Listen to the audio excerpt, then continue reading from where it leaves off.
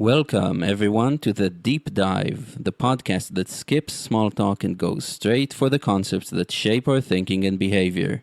In this podcast, cold expertise is defenestrated as warm philosophy is enthroned in an attempt to explore the field in which we're all scientists looking for answers, living well.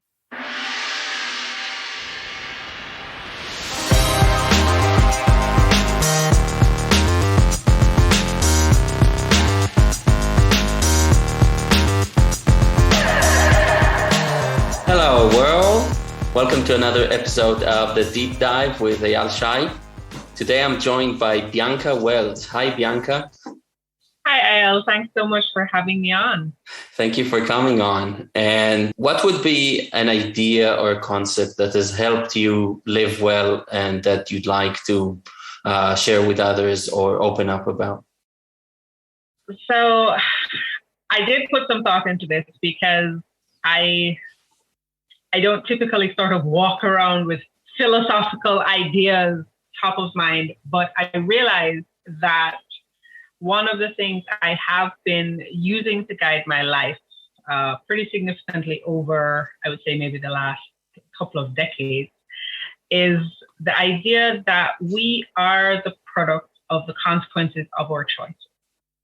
And so there is always a choice. And it's in making those choices that we determine who we are and where we go. So I thought that was something that we could explore today.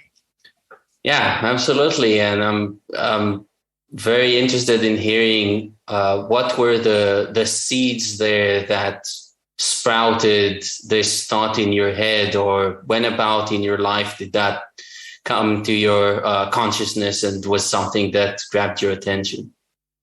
It took me a while to formulate it as an idea, but it definitely is something that had started to sneak into my consciousness, I guess, pretty early. I noticed definitely even just with my parents. Both my parents are doctors. They met in medical school. So their life had kind of a similar decision point. Up to then. Their backgrounds had been very different, but they had ended up in the same place. And the choices that they made after leaving university with their medical degree led them in very different career directions. So although their family life was the same, because we were, a family unit, my parents are still together. They've been married for 40-something years. The path of their career was very different. And it was really just a matter of having made different choices. My mom headed more into private medical service. She worked with a private medical group and became sort of a general practitioner, a family doctor. And my dad kind of took the public service route. So he worked in our public hospitals. He ended up joining the army at one point. And as a result, their medical careers looked very different. So even though they were both doctors, I was already seeing that the choices that we make, could result in a very different life direction. And so it was already an interesting exercise for me as a child, recognizing that my parents had studied the same thing and had ended up in two very different places. Just to kind of reflect. And I started doing thought experiments sometimes where I'd wonder, well, if my dad had chosen something different, what would his life have looked like? If my mom had chosen differently, what would that have looked like? What would that have meant for our family? And so I was already a bit of a thinker as a child. And it meant that when it came to things in my own life, I started to think more about what would these choices mean for my future. And entertain the thought exercise, the experiments looking back and saying, well, if I had made a different choice at that point in time, where would I now be? So it really is something that kind of developed over my entire life. But it took me a while to formulate the actual idea. Yeah, as it does for us all. First, it starts as something that's quite vague, and then years later down the road, it crystallizes. But yeah, you've had the privilege of having two parents. I don't know which one of them is the experiment and which one is the control group, but to actually see it that, they started at a similar starting point. And were they very much doing those exercises in their minds, do you think? Or did they kind of stumble into where they ended up in terms of sectors and careers? Did they put much thought into it? Well, of course, difficult for me to say because I wasn't around when they were making some of the earlier choices. By the time I came along, the paths had already diverged. But I suspect, like most people, they were making decisions with the information they had available, and they were just making the best decision that they could for themselves and their family at the time, based on the combination of what they knew, who they were, because they have different personalities. Everybody has different values, and so they brought all of that into their decision making. I don't think, and this is the case for most of us, when we are making these choices, we don't usually know exactly where it's going to lead us. And it's very difficult to look, 5, 10, 50 years into the future and kind of imagine where it's going to take us. And so I don't think that they were thinking of that at the time. But I definitely think if they, now were to take a look back, they would recognize where they had made some of these significant decisions that kind of took them in the direction that they are now. Yeah, that makes sense. But it is impressive that you have early on caught on to the fact that, we do have, free will is a big one. It has been discussed on this podcast before, but, for as far as I can tell, I have it, you have it, everyone has it. And it's maybe surprisingly not trivial to realize that, we have our choices are going to impact us way down the road from now.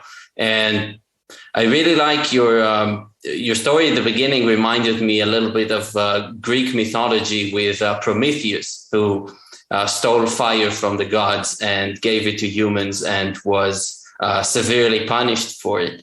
But the nice thing, which I'm not sure if many people realize, is that Prometheus's name comes from Prometheia, which means foresight. So it's really about, the whole nice story, but it all kind of boils down to the fact that we as humans have foresight, are able to think about consequences, about how choices are going to change our lives.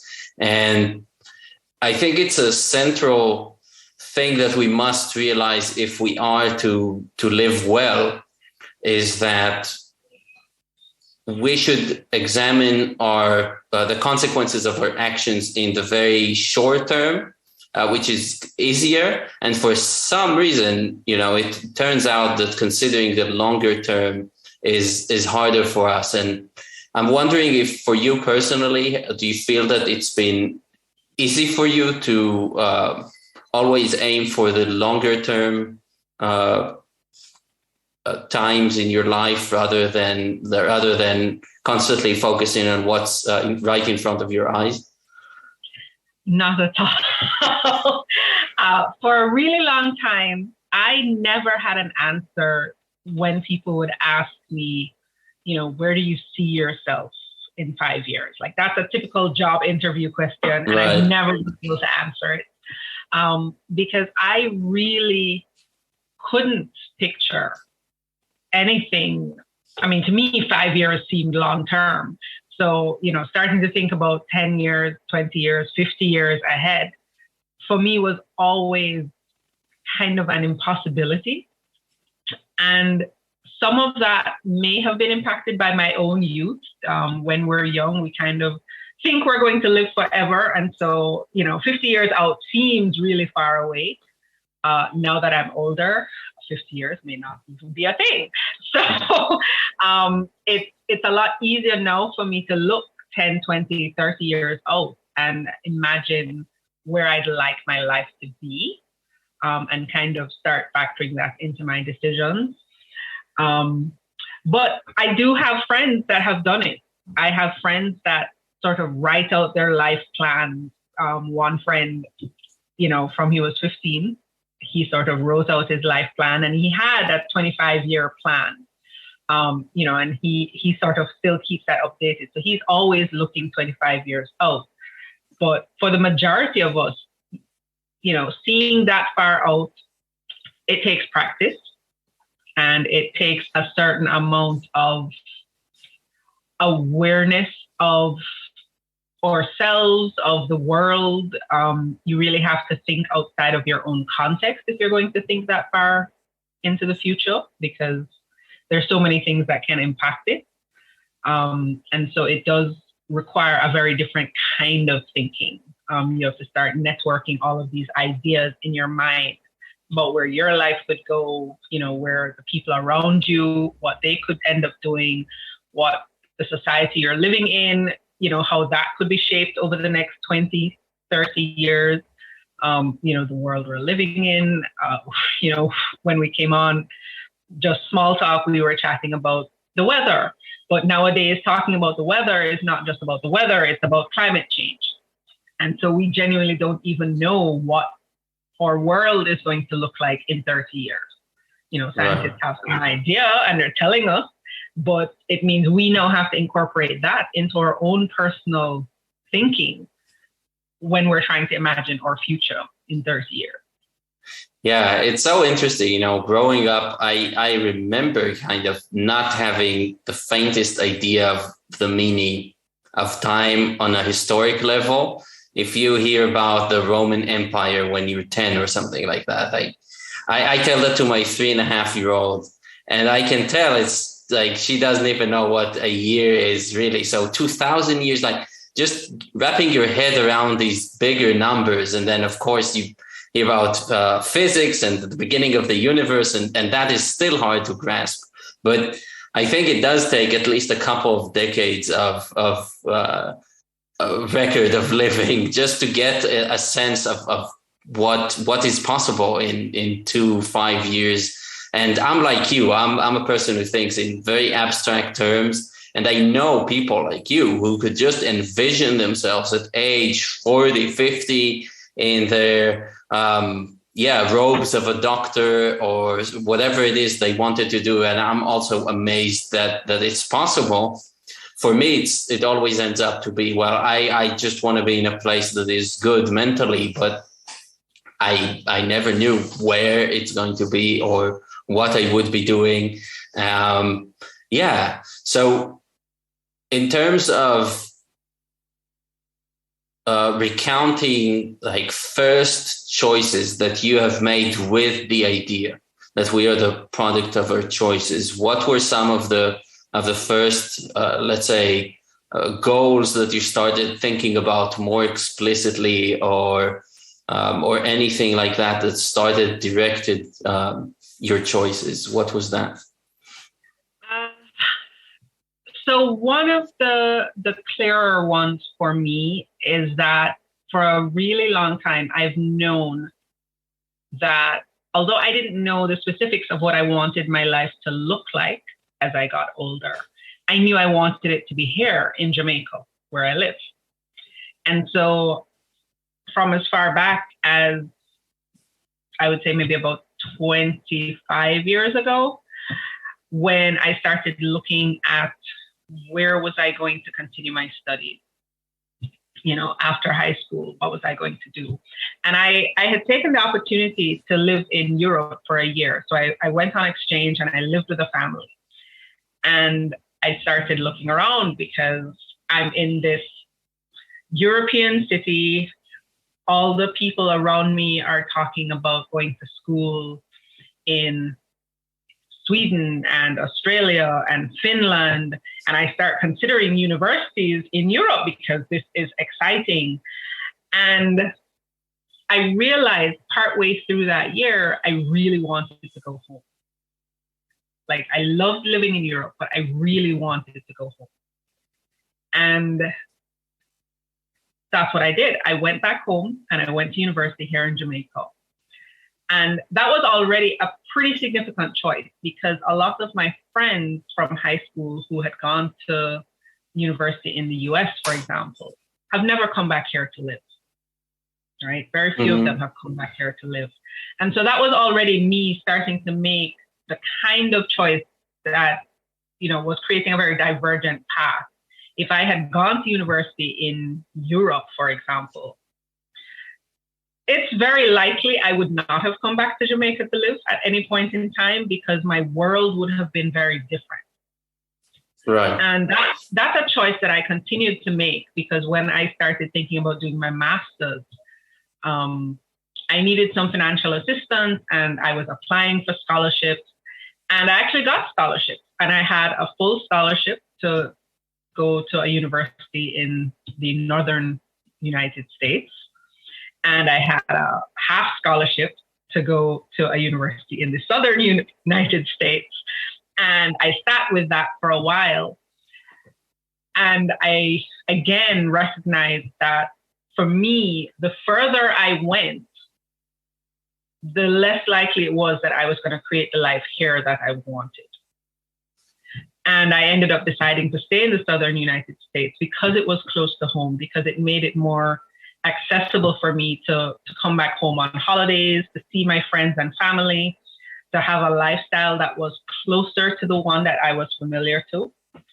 And it wasn't that I was afraid to leave because I have left several times and I leave and I go and I live in other places. But for me, coming back home was a really important value. And so I found myself making a series of choices that kept me closer to home, that made it easier for me to return home. And because in my head, that's the life that I wanted to create, was one where I was here in Jamaica. Right. And just so I'm ignorant about this from a cultural perspective, but would that be almost surprising that you did? Like, is it considered very lucrative to move abroad and develop yourself overseas if you're from Jamaica? Like, how would that be looked at from a cultural point of view? So culturally, and this is not unique to Jamaica, but definitely the entire Caribbean region has struggled with a brain drain problem. Where people leave the Caribbean, they go away to study or work, and they never come back. And so we've seen generations of young, intelligent professionals leave and create a life for themselves elsewhere. Right now, there is a lot of debate as to whether that is a better life, because there are, of course, challenges with living in some of these other places. In the last few years, the culture in the United States has shifted significantly, particularly where it comes to racial equity and so on.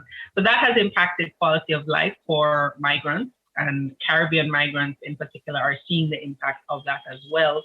So there are a lot of people who are now saying, it is better to stay in the Caribbean. And so we're seeing a little bit of a shift there. But there has been traditionally a brain drain problem. People have seen it as a move up to create a better life for themselves. The economies in the Caribbean, most of them tend to be weaker, or dollar tends to be much weaker compared to the United States dollar. And so for a lot of people, it has been financially beneficial to leave and create a life and a career in the United States or Canada. A lot of people migrate to Canada.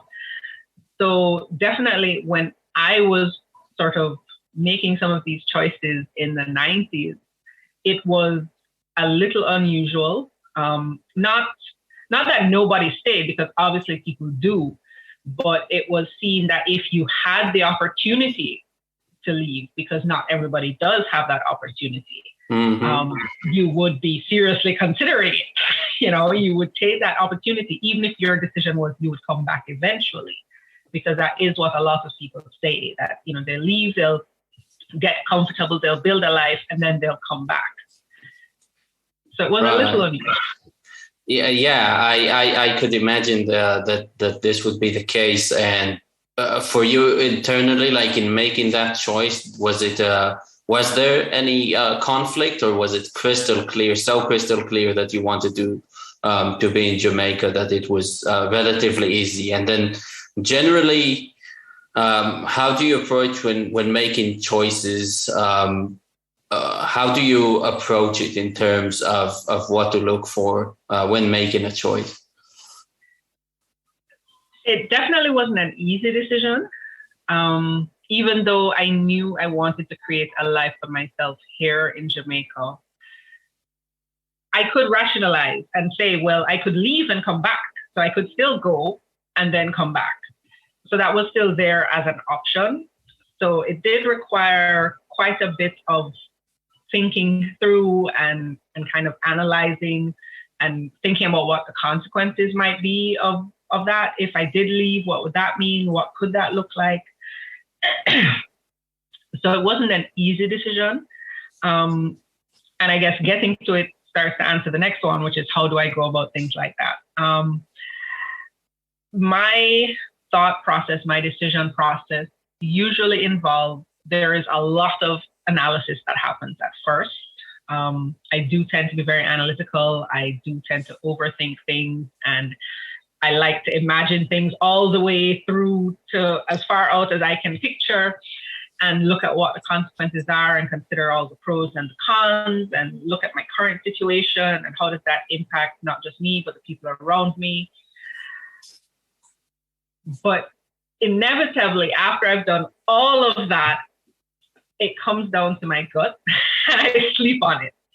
So usually after I've done all of that analysis, I will just, if I've not arrived at a clear answer, and sometimes even if I have, I'll actually just make the choice and then I go to sleep and I sleep on it. And if I wake up in the morning and my gut is twisted and my head is fuzzy and my throat is closed up, then I know it's not the right choice. And I'll go with something else. And if I wake up feeling clear-headed and calm and settled, then I know I'm good with it and I can I stick to it. So just to make sure I understand, you literally you go to sleep with that decision in your head. Yeah, literally. Oh. I'll make a choice based on all of the information I have. But if I don't feel good about it when I wake up, then I know that either there's something missing from the information I had, or it's just not the right choice for me.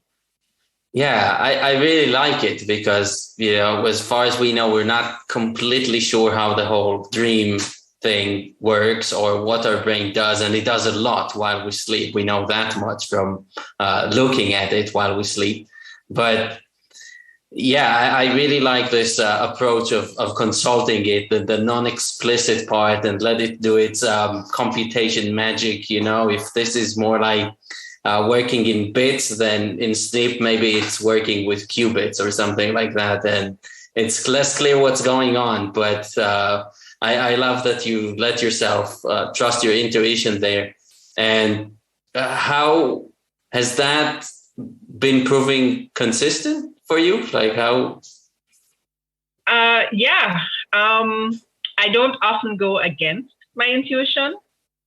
And what it does for me, it doesn't mean that my choices always work out. But it does mean that I can be comfortable with the choices that I make. I don't second guess them. I don't spend half the time going, I wonder if I should have done something else. I'm usually pretty comfortable with it because it means that with all the information that I had available to me at the time, consciously and subconsciously, this was the right decision for me. And I'm able to move ahead, commit myself fully. There's no doubt in my mind after I've done that. And it also means I don't spend a lot of time in regret. Even, years later, looking back at my choices, I don't end up sitting in a place of, I wish I had done differently, because I know I made the best decision and chose the best thing for me at that time. Yeah, I think that's so important. I remember doing that when I got my tattoo at age 19, and I didn't have a good reason to do it. I just wanted to do something that's irreversible, I think, just to practice decision making.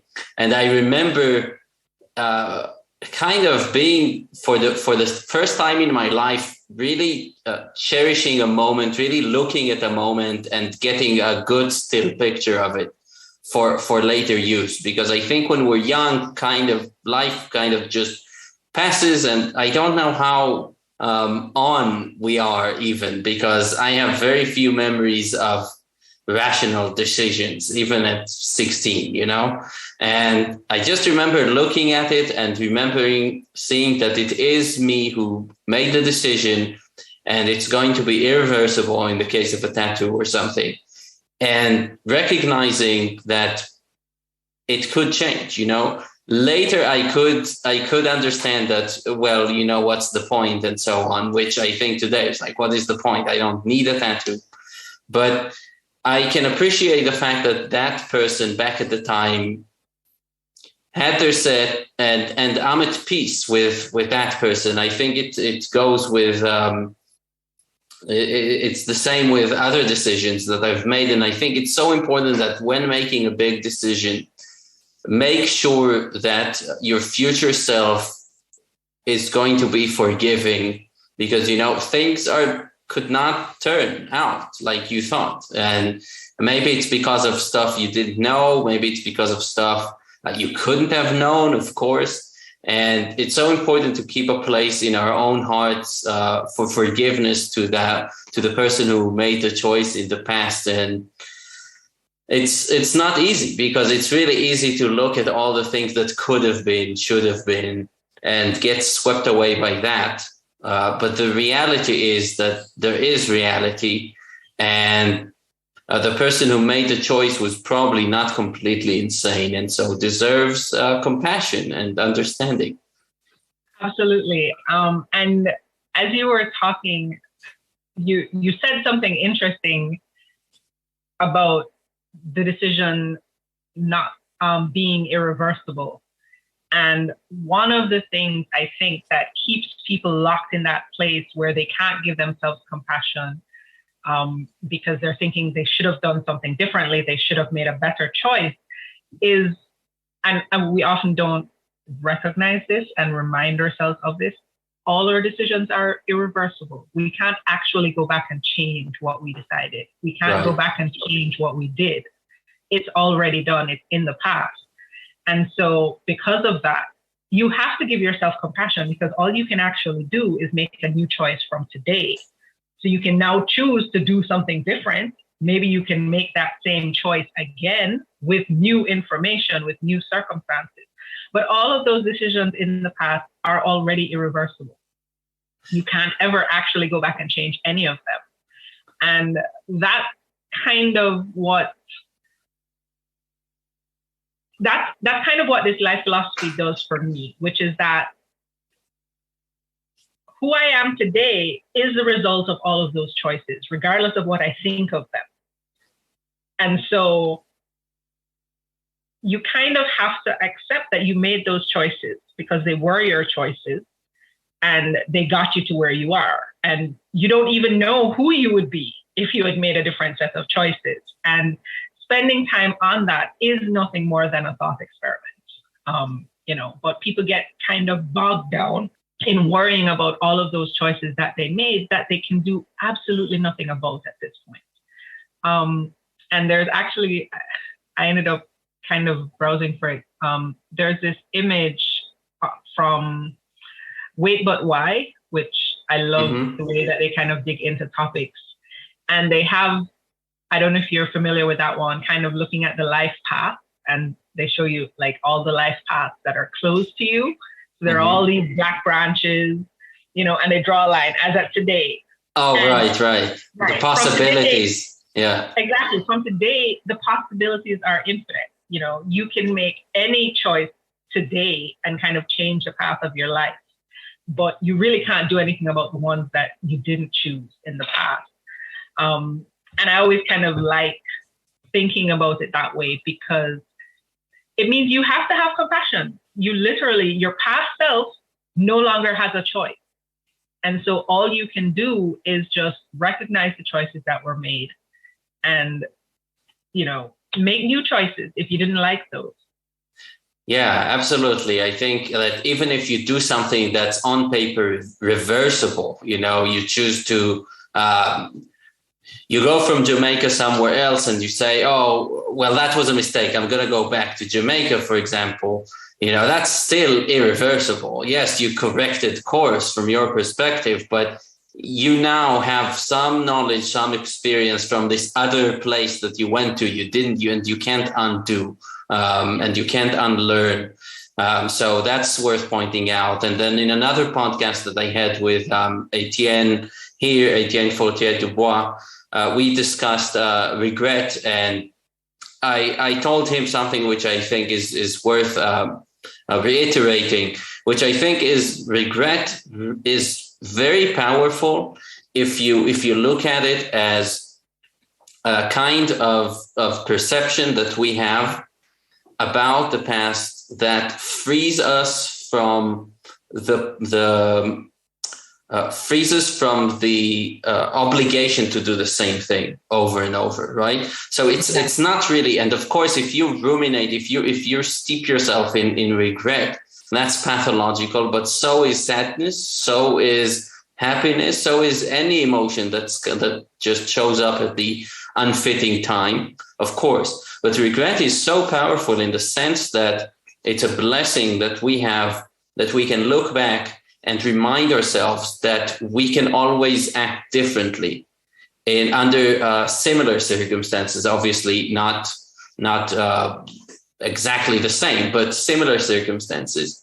And I think it very much nicely kind of gives an explanation to free will too, which I think is a very problematic concept.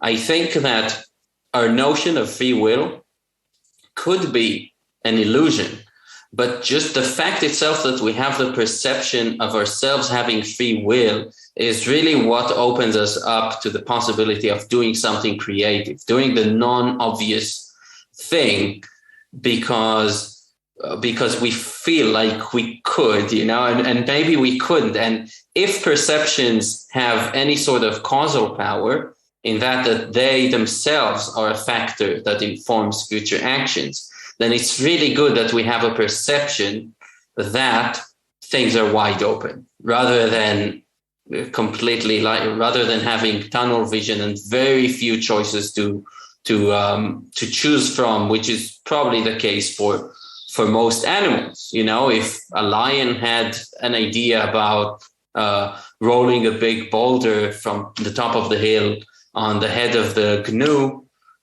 they would do that rather than run very fast, But since they don't have the capability of entertaining so-called crazy ideas, that doesn't happen. So I think regret is something that a lot of people don't feel any sort of positive explanation for it. I think it's a very powerful thing that could help us a lot. Just don't obsess about it as you shouldn't. Exactly.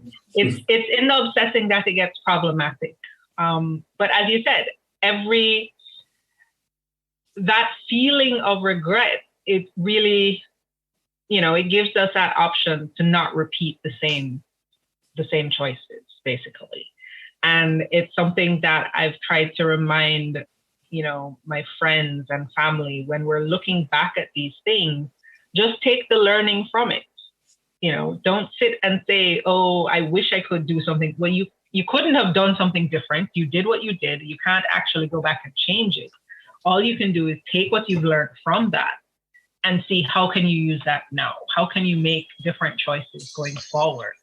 And so, yeah, I mean, when people have asked me about regrets in the past, I'm like, well, I don't really have those. I mean, I can look back and, for me, enjoy thinking about what could I have done differently if I knew what I knew now, but I didn't know it now, then. Right. So it's really just an exercise, to work my brain and see what could that path have looked like. But I'm not going to sit kind of in that space of regret and it turns into self-pity and, oh, poor me because my life sucks because I made that choice. It's like, well, okay, fine. You made that choice. Make a different one now and see what you can change. So it's definitely perception plays a big part in that. Yeah.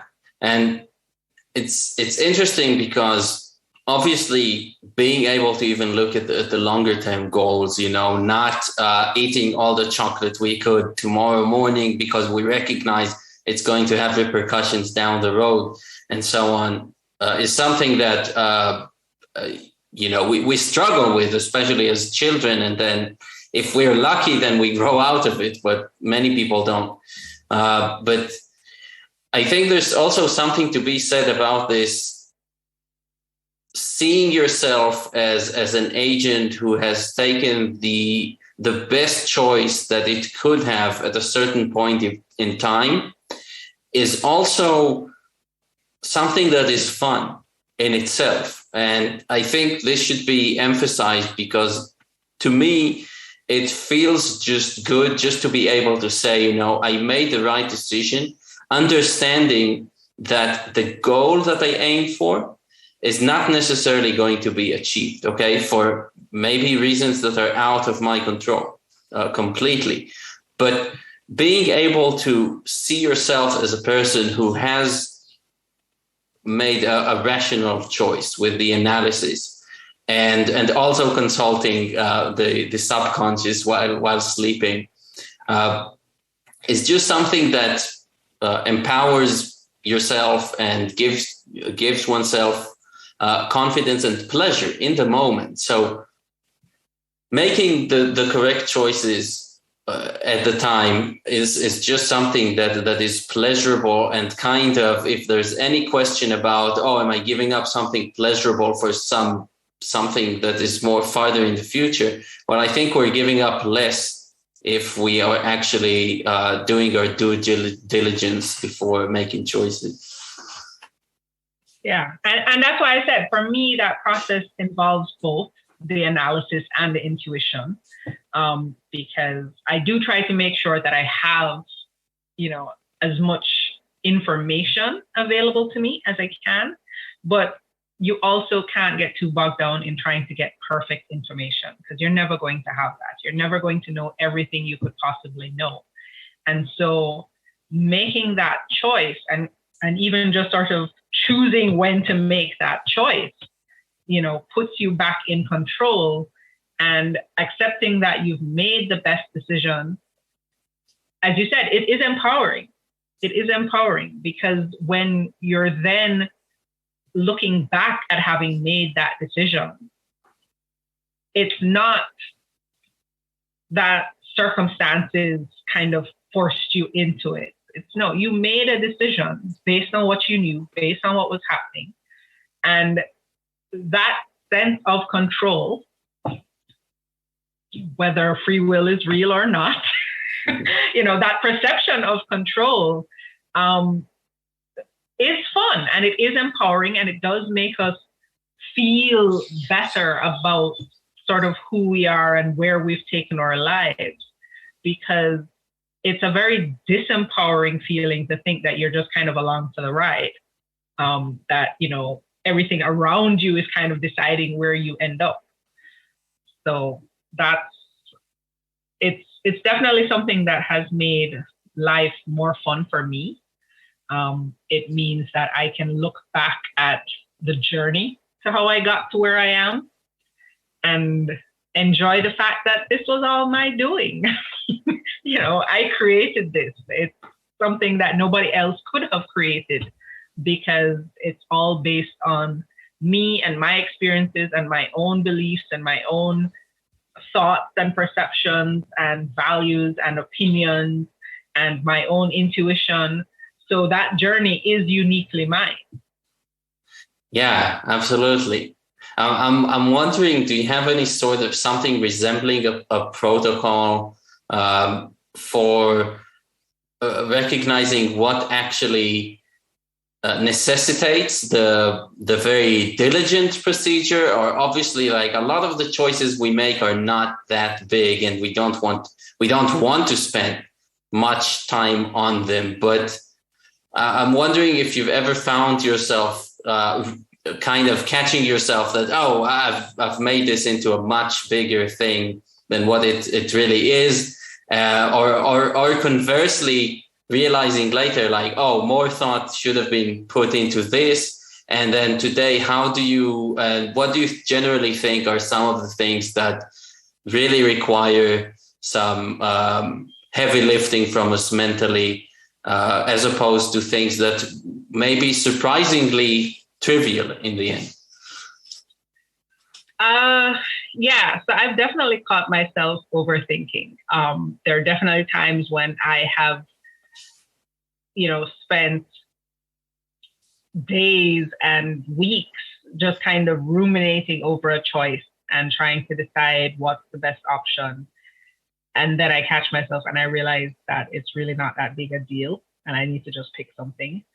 One of the things which, I don't know, it doesn't work for everybody because some people get really anxious, but one of the things that has always worked for me is what's the worst that can happen?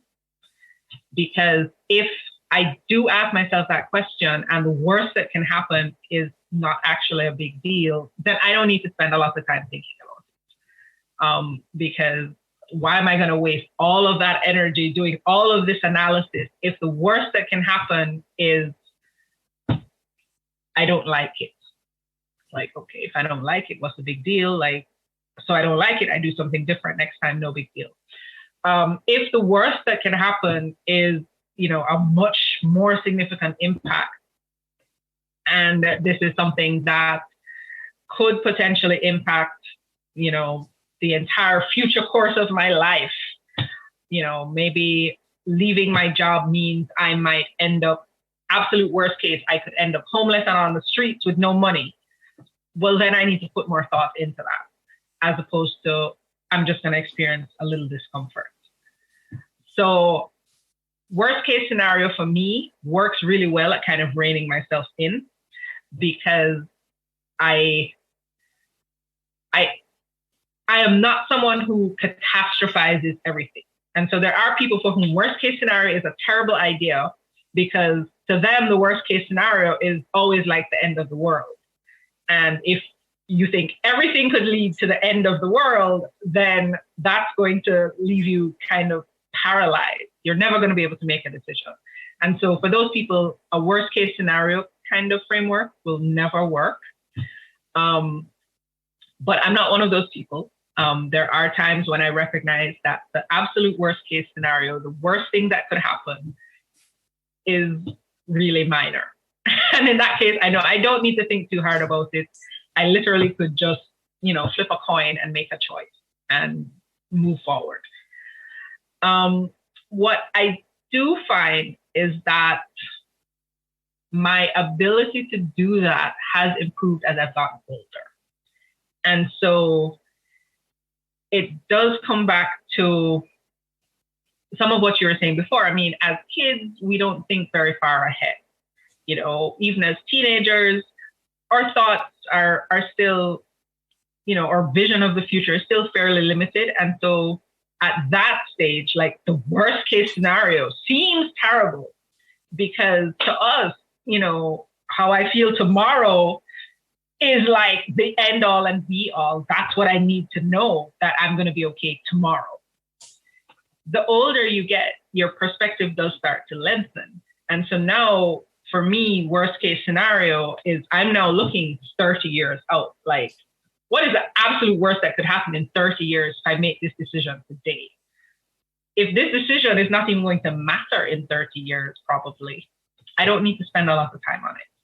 Like, could it create a bad day tomorrow? Sure, but is that a big deal? Probably not. And so it has gotten a lot easier for me to start doing that and kind of use that to decide, when do I need to analyze? Yeah, that makes sense. I think that for a lot of us, we get bogged down in more aesthetic imagination about the future. And for a lot of people, I think they aim at a certain aesthetic of what the best possible outcome for them is, or the worst possible outcome. And at least in my case, I try to really stay in abstract terms. If I am doing well, and this is mentally, then I need to remember that it could literally be in, I don't know in what country, I don't know in what city, I don't know in what village, but kind of not get so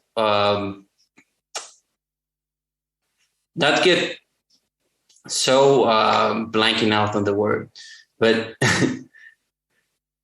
not getting so caught up with a certain aesthetic, with a certain image that's going to be there, and saying like, oh, if I well, anything I'm going to do is going to lead to that, if it's the worst case scenario, and then that image is always haunting me, right, wherever I go. Or conversely, a lot of people, I think, have a very clear image of what their good life looks like in terms of the material they have, right? The house they have, where it is, their partner, the amount of money in the bank. And this is all very more easily perceptible because it's visual to some extent. And I think that creates a tunnel vision because you're kind of limiting yourself. You're not going to be happy with different images that come up, even if they're relatively close to the one you had. And I think it's important to, at least for me, think in abstract terms about well-being and things that are more abstract, to realize that this is more an adventure than some game with a clear point that says you've won. You know, how nice would that be, right? Because we know it from computer games that you just get to the last level and you win and hooray, you know, you get all the coins. But life is much more open-ended than that, and I find that it's helpful not to just constantly have a good idea of where you're going or where things could go. And part of the beauty of life is just be constantly amazed of how it actually unfolds. And this is part of also not limiting the range of things that you would call a good life. You don't want to limit yourself to a very narrow range. You want to make the best decision you can and realize that it's actually probably not going to end up exactly like you thought. And yet, let's enjoy that. Yeah. And I definitely find that so beyond the framework of looking at what's the worst that could happen, which kind of tells me how much analysis and thinking do I need to put into making this decision and making this choice. But the criteria that I now use for figuring out what is a good choice has started to shift. So like a lot of people, I mean, I think we all start there, definitely when we're younger. You kind of have this picture in your head of what that life is going to look like when you do think about it. You know, what that perfect career looks like, what the perfect family looks like, the perfect house. And as I've gotten older, I find that the criteria that go into all of that due diligence for my decision has started to change. And so for me right now, in my midlife, I mean, I'm in my mid-40s at this point, and I find myself thinking more about what is the impact that I'm going to be able to have on other people. And so that's now a factor that I didn't consider 20 years ago. Like, what positive impact can I create around me? I'm also finding myself optimizing more for my own joy than I did in the past. So it's less about, as you said, like, what can I get? What can I have? And just more, how will I feel if I do this? Am I likely to be more joyful in life? Is this going to bring me new experiences, which for me are joyful? For some people, new experiences are stressful, but for me, that's joyful. So am I going to be able to have that sense of amazement and wonder and, you know, that exploration and adventure, that's something I'm likely to optimize more for now than I did before. So the criteria that go into the decision making has also started to evolve as well. Yeah, and that's I wish I could say this is universal, but I am happy to say that I've gotten that a lot from people who say, at some point the whole what concerns you is not so much this curation of life around you so that you don't get things that kind of intrude and ruin your day, right? Rather than embrace the agency you have and really double down on using it rather than being afraid of using it and being afraid of reality intruding, actually realizing that you have a lot of say in what that reality is going to be like, and go full force doing that going forward, which is an interesting shift that you now just mentioned, because it turns out that a lot of joy, a lot of feeling of wellness comes about when you just see things being a little bit more harmonious there, and it's thanks to you. That's better than just having the kind of day where everything was perfect. The weather was perfect. Everyone you met was nice. Everyone had a great day, and so on. Things that are just coincidental in nature. And when you realize that you can actually make sure that things are not coincidentally this good, but intentionally, that's a big turning point, I think, in life and in all of perception, that kind of opens up new horizons and makes and unlocks different landscapes for us to explore as people. Yeah, so the intentionality is really key. It's about creating the opportunities for things to, bring the kind of experiences you want into your life. Because as you start focusing less on the material things and more on how you're going to feel and how you're going to impact others, what you really want to do is create the space for that. And the other thing that gets really important is the perspective that you bring to it. Because you can be really intentional about creating these opportunities and, not depending on coincidence as much. But if you still then bring, a doom and gloom perspective, when something does go wrong, then you're shattered, because it's like, but I was trying so hard to create. And it's like, well, okay, sure, you were, but this happened. And, what can you get out of that? One of the funniest stories my mom and I have is a trip we had taken. We had gone, we were staying somewhere in the US, and we went shopping. We took a taxi, headed down the road to some shops, and we spent a couple hours shopping. So we come out and we have these massive bags, and we realize we're not seeing any taxis and there are no buses running. And it's a Sunday, and apparently in the neighborhood we were in, things pretty much slow down at lunchtime, and there was nobody out. And we're like, okay, how far can it be? Like, we didn't go that far from the hotel. So we start walking, and it starts pouring, God. Absolutely pouring, sheeting down. The rain is just like drenching us. And we just started to laugh, because what were we going to do? We could have made that ruin the entire day and we'd have been all upset. But for us, it was just hilarious that, we had gone this far out. We didn't know that we weren't going to find a taxi. We had all of these bags. So it's not like we could even really run. The rain is pouring down. People are looking at us like we're absolutely crazy because we're walking in the rain, and we're just laughing because it was the funniest thing that we couldn't have imagined it.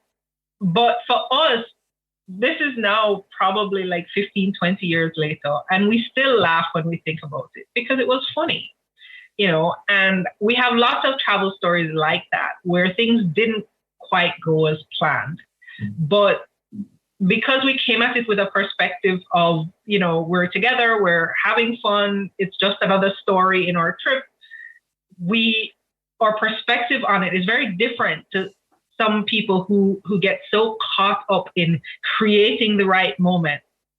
So they bring the intentionality, but then they're so focused on having that perfect outcome. And so there's still a problem, because if it doesn't work out, which sometimes, as you said, there are things outside our control. We couldn't control the weather, but crappy weather doesn't have to ruin your day. And so you still have to come at things with the right perspective. Yeah, and I do think, what can you do? It's objectively funny, the whole situation. So what if it happens to be you who's in the rain? Doesn't matter, as a story, as a story arc, it's just a good one. And yeah, going back to choices, I always feel that the attempt to have good outcomes is just mentally taxing, because if you do have to be diligent about choices that are in the end quite trivial and do not have serious consequences, well, then what have you done, really? You've just caused yourself to be stressed about something which doesn't call for it. And then in the end, things like that, like the story you just mentioned, one thing you could have done is to be really mad at yourself for not checking the bus schedule, right? And some people would look at that and do that, but looking over at the timeline of a life, right? That means that you would now check the bus schedule every time that you would go everywhere. You would make it a routine. You would make it something that you spend time on. And on top of that, if you do that, then you probably want to check a few other things. And it just leads to the situation where you are guaranteed to spend a lot of time preventing something that's actually quite rare, and the reason it's funny probably is because it's kind of this perfect storm, literally, of circumstances coming together to create this ridiculous happening, right? So we don't want to make sure that nothing ever happens to us or something like that. Because if we do that, we then make sure that something does happen to us, which is we're going to be very mentally taxed by all this computation we engage in. Exactly. And one of the things that it's important to leave space for serendipity. You still want to leave space for those coincidences, because sometimes the absolute best things will come out of that. There are lots of I don't necessarily have my romantic meet cute at this point, but for a lot of people, when they dig into how they ended up meeting their perfect person, it was a random chance encounter. Even if they had spent years plotting out what the perfect person looked like and how they would meet them, and they go through, this whole process. And then half the time it's just, they just happen to randomly meet somebody and it's like, oh, wow, look, that happened. But if you overly plan and overly analyze and, get so focused on, as you said, making sure nothing happens to you, then you don't leave room for things to happen to you. And sometimes those are good things that happen, So it's a very different approach. I know lots of people who are those planners, and that's how they plan out their whole life. They plan out their career. They plan out their relationships. They kind of leave nothing to chance. But that, I think, takes a lot of joy out of the journey. Like when you look back, all you're going to remember is that you planned. Right. And, one area where it's very apparent to me is travel, right? Like traveling abroad, I think used to be just a much more adventurous thing where you would just rent a car or whatever and go and not worry so much about where you're going to sleep and all that. And I think in general, like a lot of people still do it that way, but I think in general, our culture has turned into something that has made that a job too. It's like go on 1,000 websites, see, how many stars this place got, how many stars this place got. And, I must admit that even for myself, I'm less comfortable with that kind of travel where I'm going and I don't know where I'm going to spend the night. And I find myself that I have to push back against my own tendency a little bit to leave room for serendipity, because some of the craziest stories I have are just about chance encounters and about those times that, I almost ran out of gas because I didn't know where the gas station was. And that is a memorable thing. And I ended up, just these stories. And I wish for ourselves that we would remember, that we will remember to kind of leave things open in the future. I think it's really important to get out of the mindset of everything must be perfect and planned out. Yeah, and as you said, like travel is an obvious one, right? We definitely have changed the way that we travel, and very often our best travel stories are the unplanned ones. Right. They're the things that just happen spontaneously, the coincidences, the serendipitous moments. And when we extrapolate from that to our life in general, when we look back, some of our best memories are the things we didn't plan for. They're the people we didn't expect to meet. It's the places we didn't think we were going to end up.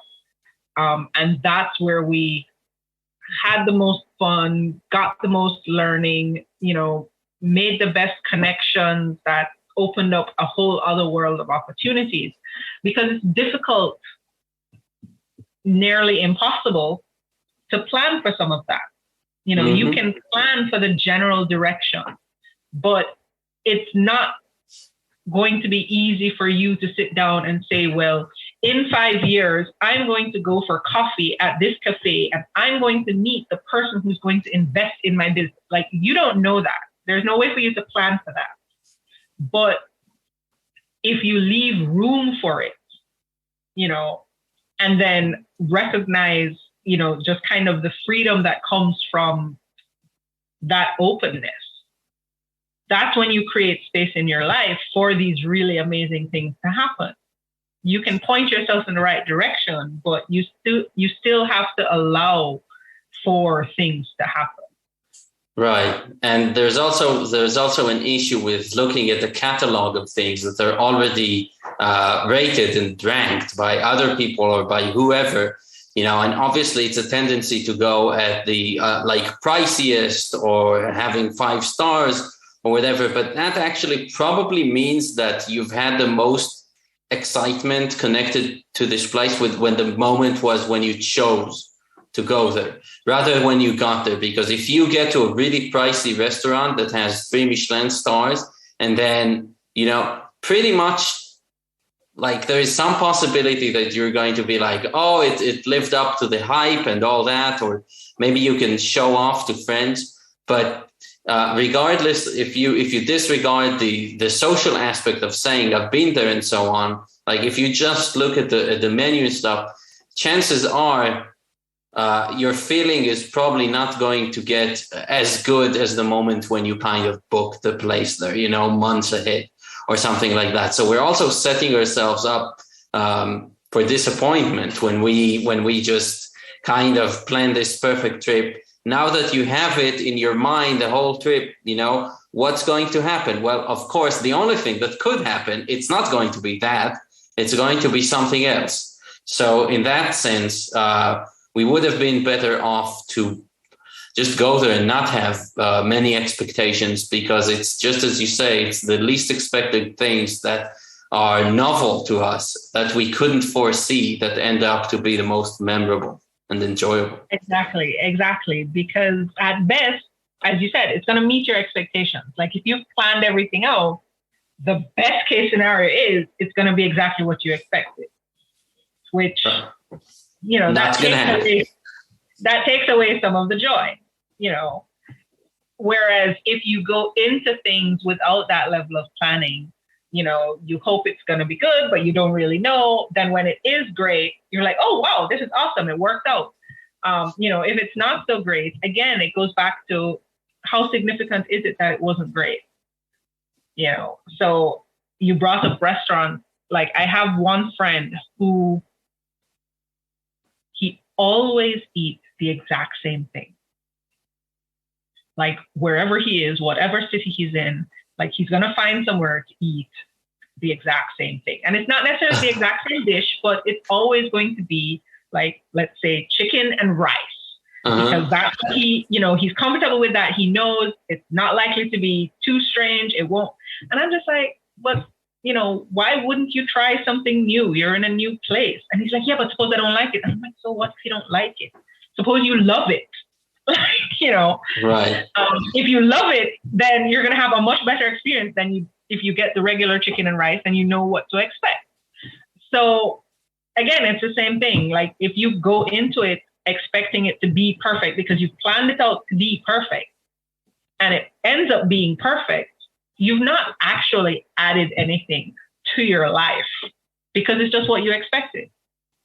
Whereas if you left yourself open, yes, to the possibility that it would be less than perfect, but to the possibility that it could be amazing, then that variability and that unexpected, the anticipation that comes with that, it creates room for so much more of an experience. Right. So in that sense, it's interesting to think about choices and how we frame them, because thinking about something like that, we could say, well, I chose to go to that place X, and we could say it like that, or to have that experience. Like there could be different level of detail that we go to in our choice. Like we made the choice to what, and I guess there is some sort of Goldilocks zone where we don't want it to be too vague, where it's like I have no idea what I'm doing, but also not too detailed, so that we are going to miss a lot of the serendipity that could come along the way. And yeah, this is just a thought that's occurring to me now. But are there going to be different ways to express choice to other people or to oneself? Like, do I choose to do something? That's one level of detail. It's like I choose this action, right? But if you want to be more detailed, you could say I choose this action to do that. And I'm sure that you could make it more and more detailed. And I wonder if there is some sort of Goldilocks zone where it's just a balance between rationality, like I know what I'm doing, and serendipity, where it's like I'm not 100% sure what I'm going to be getting. And I think, like most things in life, there is a balance, and that balance is going to be different for everybody. For some people, they need to be closer to the rational, but hopefully still leaving a little room, for serendipity. And there are, of course, other people, I'm sure we all know some of those, where they just kind of throw their hands up and leave everything to chance, and they just kind of go with, however they feel in the moment. They just make a choice and they go with it and see where it takes them. And I think for most of us, we're somewhere on that spectrum. Like there's a balance that's perfect for us. For me, I factor in, as I said, using my worst case scenario, I kind of figure out, well, how much thought do I even need to put into this in the first place? So for the things that I don't put a lot of thought into, there is obviously a lot of serendipity that's possible because I haven't really thought it out. I'm just going to kind of make a choice. For the things that are more significant for me, or at least I think are more significant for me, that I put a lot more analysis into, there's still always going to be a lot of room for serendipity because I recognize that I can't plan out everything.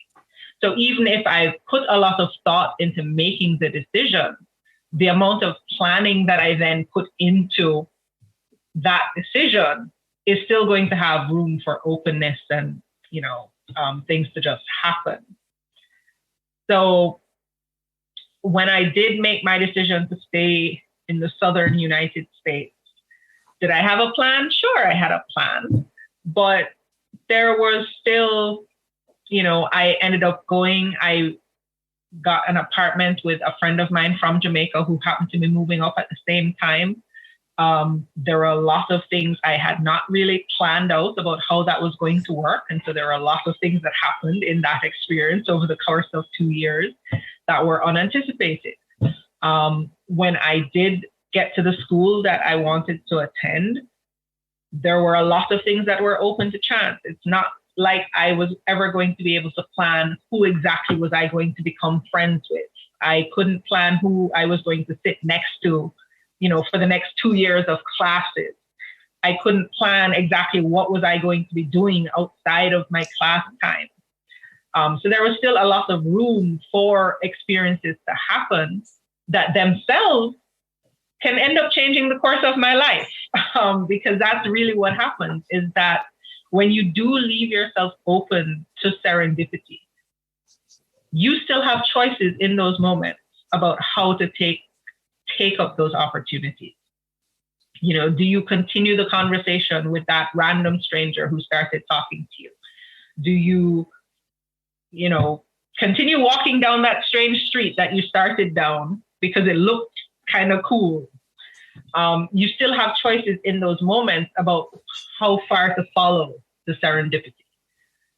And, that's where the life path gets unique and interesting, because the choice that you make in that moment also has the opportunity to completely change what happens for the rest of your life. But you won't know until you look back that it did. That's right. Yeah, I love it. Quick fire question: is not choosing a choice? Absolutely. Absolutely. No question about it. And that's one of the reasons why I firmly believe we always have a choice. Yeah. Because even in not choosing, you are making a choice to stay wherever you are with whatever the circumstances are. And that is a choice in itself. Unfortunately, most people aren't thinking about it. And so by telling themselves they're not choosing, they think that, they're not changing anything there, but they are.